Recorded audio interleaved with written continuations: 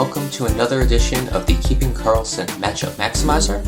I'm your host, Jeremy Versillo, and today I'll be taking you through all of the schedule quirks for Yahoo Week 18 in fantasy hockey. First up, I'm going to give you a quick overview of the week. On Monday, there are 8 teams playing. On Tuesday, there are 22.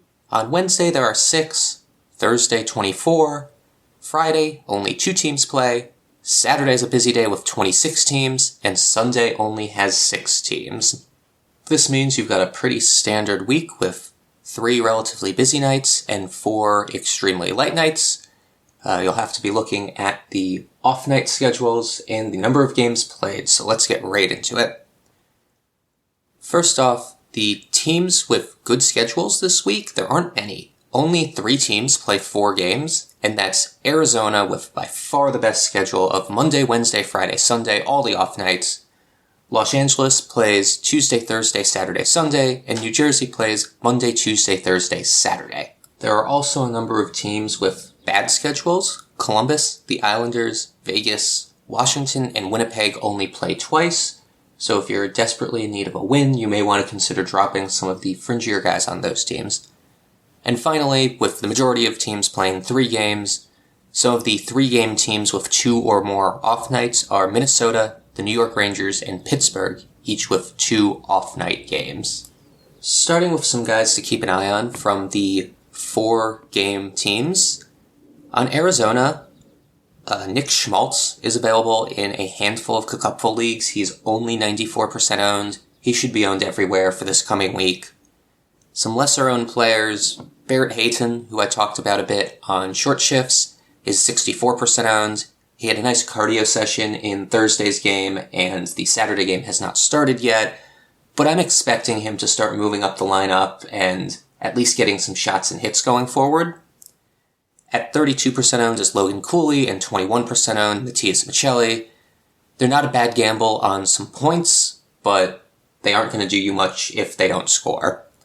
Finally, Bjugstad, Kerfoot, Gunther, and Zucker are all much less owned, like 15% or less. I actually think Bjugstad and Zucker are the best options from Arizona. Bjugstad is a 4.4 in his last 30 days, and Zucker a 3.6. Kind of recency bias there. They're a third line that plays a decent number of minutes and occasional power play 2 time. That's about the only options from Arizona. It's actually not as good of a nice streamagami as you'd like to have. There aren't many good players available. I guess the other guy to keep an eye on is goalie Karel Vejmelka, who's only 4% owned. He had 28 saves in relief on Thursday, playing almost the whole game because Ingram got pulled early. He actually isn't starting Saturday, according to Game Day tweets, but I could see him taking 2 of the 4 games if Ingram throws up another stinker. Maybe he gets Monday's game since he hasn't had a start since the break. That's kind of a high-risk play, but there's definitely some good potential there if he gets more than 1 start. Moving on to the other 4-game teams in LA and New Jersey. You'll have to check your Tuesday, Thursday, Saturday schedule to see if these are even 4-game streamers for you. Especially Saturday is quite busy. I think I have room for 1 guy on Saturday, but you may have a full lineup or even starts on your bench. Some forwards you could be targeting from these 2 teams. Dawson Mercer, Phil Deneau, Pierre-Luc Dubois are all 40 to 60% owned in Cupful. I'm pretty meh on all 3 of them. Deneau's been the best of the 3 lately, but I still don't necessarily have high hopes for him to continue. Actually, the guy I'm most interested in is down at like 20% owned is Andre Palat. He's been on a bit of a heater with New Jersey lately, and New Jersey's been spreading their love in their top 3 lines and their top 2 power play units. Eric Hall is another lesser-owned option, but Palat may be a candidate for my streamer of the week.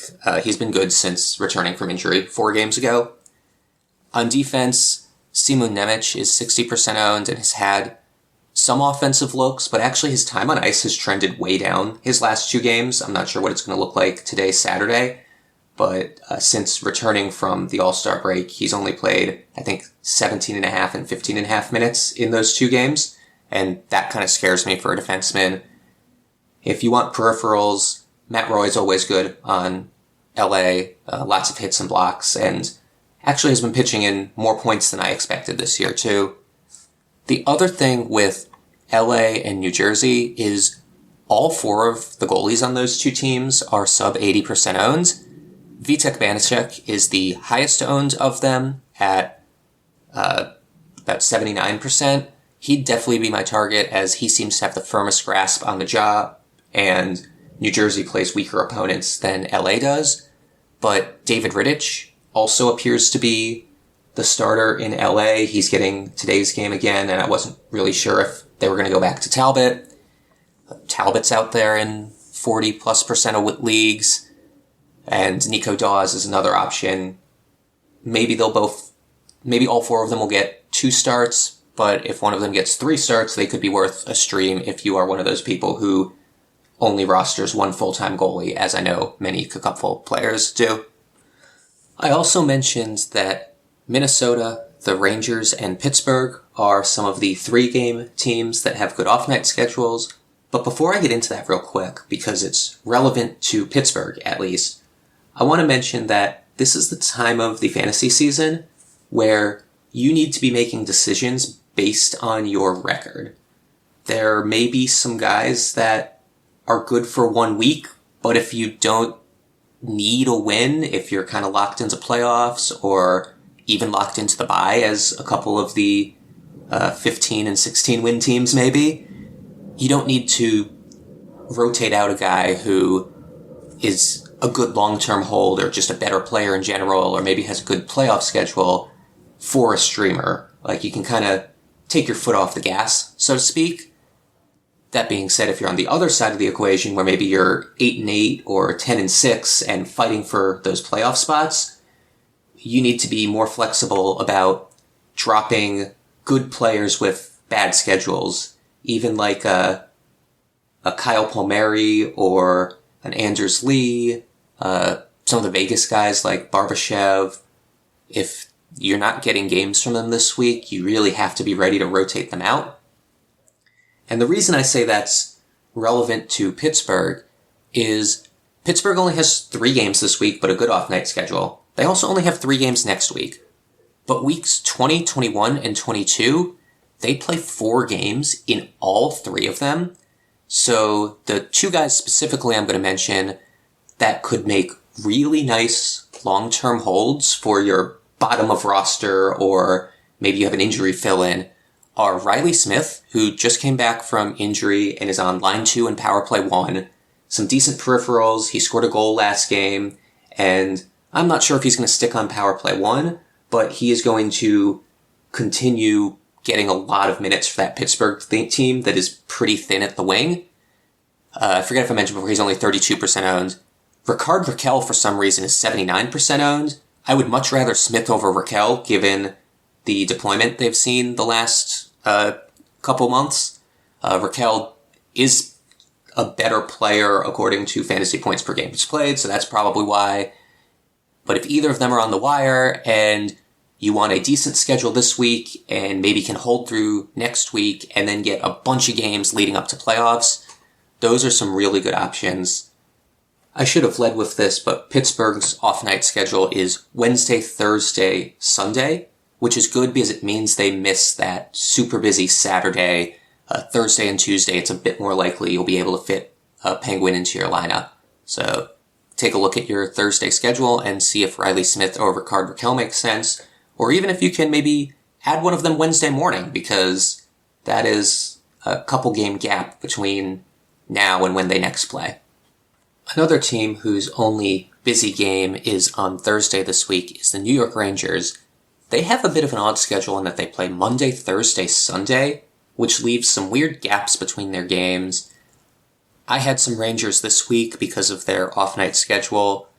I'll probably hold them for the Monday game and then drop maybe for an LA King or someone with a Tuesday, Thursday, Sunday schedule. A couple guys that you may want to keep an eye on if you want to add a Ranger would be Alexis Lafreniere has been quite hot lately on the top line, and Blake Wheeler has had some looks on the top 6 and actually kind of looking like his old self. He's going to be frustrating to own though, but you could do worse as far as a streamer goes. Last but not least, for our 3-game teams, the Minnesota Wild play Monday, Wednesday, Saturday. That's kind of a nice schedule because you can add one for Monday, Wednesday, and then drop them and add someone who fits the rest of the week for you a little bit better. The one downside of this is, unlike a lot of weeks, there aren't any Thursday, Friday, Sunday teams. That's a favorite strategy of mine, is to stream a Monday, Wednesday guy with my last move of a week, and then drop him for a Thursday, Friday, Sunday guy and get essentially 5 games out of one slot and only using one move on it. Usually works pretty well. You could add an Arizona guy for Friday, Sunday, but there's no Thursday, Friday, Sunday. Minnesota has some pretty good options, if you ask me. Ryan Hartman would be my favorite at 87% owned. My next favorite is Marcus Foligno. He's been quite hot lately. He had a goal in the Foligno Bowl a couple days ago, and I think he had a fight in that game also. He's only 15% owned, playing on a third line with Hartman, but that third line is getting a lot of even strength minutes and seems to be generating scoring chances. Guys I'd kind of be avoiding because they've been pretty bad lately and are empty calories unless their line scores are Marco Rossi at 43% and Marcus Johansson at 4%. I would much rather Foligno or Hartman or Smith or Raquel to Rossi or Johansson. I feel like with those two, you're just kind of throwing a dart and praying that they go off for 2 or 3 points in a 2-game span. Otherwise, you could have streamed anybody else and still gotten the same result. Since I've got a bit of time before I go into my stream of the week and my review from last week, since I was the one who happened to have done the show for the last week, I'm gonna give you a couple bonus options if you want a bit of an offbeat streamer that maybe other people aren't going to be looking for. These are teams that do play on busier days, but if you have the schedule that can fit them, it may be nicer to target these teams instead of the off-night teams that everybody's going to be racing for at midnight on Sunday night. The first one of these teams is my hometown Seattle Kraken. They play Monday, Tuesday, Thursday, so if you can fit the games both Tuesday and Thursday, you can get 3 games in the first 4 days next week, and then switch them out for, an Arizona Coyote for the Friday-Sunday schedule. It's nice for a league that has heavy streaming. Other than that, you're probably better off with one of the week-long streamers with a better schedule. Guys on the Kraken that may be available, Jaden Schwartz. I don't think Bjorkstrand's available anywhere, same with McCann. Adam Larson is a pretty nice defenseman option from Seattle. Yanni Gourde is a favorite streamer of mine. I feel like I stream him all the time. I'd stay away from, the Tanevs and the Yamamotos that are more playing bottom 6 or even 4th line minutes these days. The other team I'm going to call on for some sneaky streamers is actually the Ottawa Senators. They do play only on busy nights this week, Tuesday, Thursday, Saturday. But their opponents are Columbus, Anaheim, where John Gibson just got hurt, so it's probably Lucas Dostal, who's really struggled recently, and Chicago. Those are some teams that could let up a lot of goals and or result in 3 wins. The streamers I'd be looking for from Ottawa in order are Shane Pinto, Matthew Joseph, and Ridley Gregg. If that sounds familiar, it is because last time I did this show, I guess it was 2 weeks ago for the 2-week matchup, I also recommended all 3 of those players for their schedule that week, and they're still pretty widely available. Joseph's on the second line with Stützle and Giroux. Pinto and Gregg are on the third line with Tarasenko. Pinto's getting power play time. I don't think either of the other 2 are. That's kind of why I'm prioritizing him. He also just seems to have some of the most individual talent of the 3, and also, because of his gambling suspension, is nice and fresh, his legs are rested, he hasn't gone through a 40-game slog so far, so that's kind of part of the reason I'm targeting Shane Pinto at this point in the season.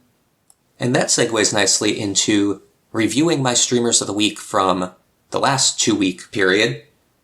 I chose Shane Pinto as the streamer of the week for 17A, which was that little 3-game spurt before the All-Star break. Pinto had 2 games on Monday and Wednesday. He put up a goal, an assist, 6 shots, 2 hits, and 2 blocks for a total of 12 Cacupful points. I will gladly take that win, as that's honestly more than I would have hoped for when I streamed Pinto. I actually think the goal was an overtime winner in the second game, so it went from an okay stream to a really good stream on one flick of the stick. My Week 17B streamer, on the other hand, did not do as well as I was hoping. Ross Colton had 4 games in Week 17B post-All-Star break. The 4th game hasn't started yet, but he's going to need a lot to save me here. In the 3 games so far, he has 0 points, 6 shots, 6 hits, and 4 blocks. The hits and the blocks aren't terrible, but, that's only a total of 6.5 points through 3 games, which is exactly the amount of points that he had in his previous 1 game before the break. I was hoping for a few more points. I kind of got hit with a bit of a line shuffle from Colorado, and the teams actually lost all 3 of those games, so bit of a slow start returning from the break. Can hope he saves me against Florida today with, 2 or 3 goals, but that's a complete loss. My streamer of the week for the upcoming week, though, I'm going to go with a guy I mentioned earlier, Andre Palat. In the 4 games since he returned from injury, not counting Saturday's game, which hasn't started yet, he has 3 goals, 2 assists, 8 shots, 2 hits, and a block. He's playing on the first line with Nico Hischier and Jesper Bratt, and he's playing on the second power play unit. The time on ice is a bit scary, but for how widely available he is, and the fact that in the past he's been a bit of a shots and hits type of guy, I will happily stream Andre Palat for 4 games if given the opportunity here. If your schedule's rough and you can't handle a guy that plays 4 games on 3 off nights, I will begrudgingly take Nick Bjugstad as my backup here. I'm just not a Nick Bjugstad fan. I look at what he's doing and I'm like, nah, that's not sustainable. And like I said earlier, he's still averaging 4.4 Cacupful points per game played over the last month. He's on the second line with Michelli and Krause. I believe he's getting power play time also, 19 to 20 minutes a night most nights. It's really boring, but it might work. I may have to swallow my preconceived notions of Nick Bjugstad and add him in Cacupful this week. We'll see. Last but not least, let me give you 2 potential Sunday saviors if you're in a close matchup and still have moves left. Juraj Slafkovsky is the guy I'd be targeting. He's actually been quite hot playing on that top line in Montreal and really seems to be fitting in with Suzuki and Caulfield. He has a goal today. He's been hitting and shooting quite a bit. He's actually averaging 4.5 Cacupful points per game played over the last month, which basically makes him full-time rosterable, let alone a streamer or a savior for you. Another guy who may be a bit less owned is Jake Neighbors, only averaging 3 Cacupful points per game over the last month, but he's on the top power play unit in St. Louis and has 2 goals today, so either of those guys are a good option if you need one last boost on your Sunday. With that, that's all I've got time for. I hope you enjoyed the show. Thanks to Brian and Elon for letting me host this, and all my research was done via Game Day Tweets, Natural Stat Trick, and Yahoo Fantasy, and Frozen Tools. Good luck in your matchup this week, and good luck beating people to those streamers to start next week.